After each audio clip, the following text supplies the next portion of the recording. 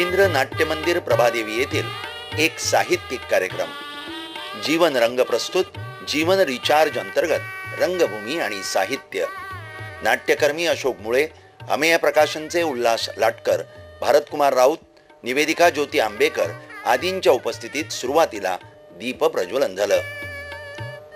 रंगमंचाची सेवा करणारे नाट्यकर्मी अशोकजी मुळे आणि अमेय प्रकाशनचे प्रकाशक उल्हास लाटकर यांच्या कार्याचा सुरुवातीला गौरव करण्यात आला.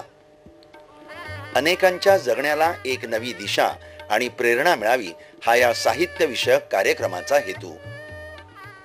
ज्या माणसाच्या खिशामध्ये अजिबात एक रुपयाही कधी नसतो, पण त्यांना सतत असं वाटत राहतं की मला जर कधी एकाकीपण अनुभवत असेल, मी एकटा असेल किंवा पैशाच्या अडचणीमुळे मी काही सफर झालेला असेल, तर अशाही पद्धतीची माझ्या आजूबाजूची जी लोक आहेत त्यांना सोबत घेऊन त्यांना आनंद कसा देता येईल यासाठी इतके काही वेगवेगळे उपक्रम, खूप माझ्याकडे भली मोठी यादी आहे. ती जर मी तुम्हाला सांगायला लागले एक तर किमान 1 तास तरी लागेल. पण आता हा संदर्भ काकांनी दिला म्हणून मी सांगते की त्या पोलीस खात्यातल्या कर्मचाऱ्यांच्या कुटुंबियांना संपर्क त्यांनी साधला आणि त्यांना मोफत तो कार्यक्रम आणून दाखवला.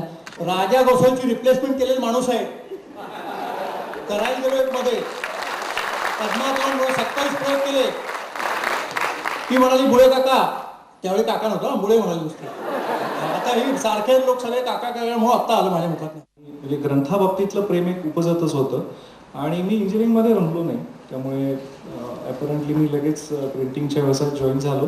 काही काळ प्रिंटिंगची ॲक्टिव्हिटी केली आणि त्याच्यानंतर मला असं लक्षात आलं की थोडंसं ज्याच्यात क्रिएटिव्ह आणखीन फील्ड आहे प्रकाशन हे, तर त्या ह्याच्यात जावं की ज्यावेळी आपल्याला अनेक वेगवेगळे विषय, कारण तेव्हा काय व्हायचं की कोणीतरी छापायला आणलेलं आपण छापणं, याच्या व्यतिरिक्त तेव्हा काही रोल वेगळा नव्हता.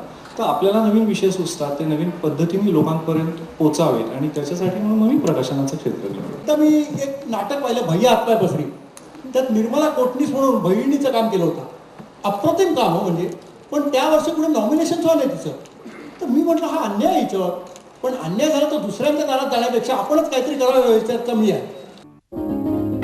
स्टॉप वॉच या बेस्ट सेलर पुस्तकाच्या इंग्रजी आवृत्तीचं प्रकाशन मान्यवरांच्या उपस्थितीत पार पडलं. स्टॉप वॉच अनियमित दिनचर्या आणि आरोग्य हे मराठीतलं पुस्तक संजय गोविलकर यांनी लिहिलेलं आहे. या कार्यक्रमाला मी बोलायला आलो नव्हतो, अशोक मुळे काय बोलतात ते ऐकायला आलो होतो. आपल्यापैकी नाट्यसृष्टीतले जे कोणी असतात त्यांना पांढरा दहशतवाद म्हणजे काय ते माहिती आहे. मुळ्यांचे कपडे बघा, त्याच्यामुळे ते पांढरा दहशतवाद म्हणून बसत आणि त्या दहशतवादामुळेच मी इथे येत असतो. मुळे काकांच्या पांढऱ्या किंवा कुठल्या दहशतीचा आपण जो उल्लेख केला ती माझ्याही बाबतीत लागू होते. ती जर माझ्या बाबांच्या बाबतीत लागू होते तर मला ते नसताना बरेचदा मुळे काकांकडून आदेशच येत असतो. बहुतेक वेळेला आदेश आणि निकाल हे सगळं मी करत असतो दिवसभर. पण या आदेशाला मला काही पर्याय नाही, याच्या विरुद्ध काही अपील नाही. त्यातही या पुस्तकाचं प्रकाशन त्यांना असं वाटलं की मीच करावं, कारण सगळ्यात जास्त इरेग्युलर लाईफस्टाईल जर काही असेल तर ती आम्हा लोकांची असते.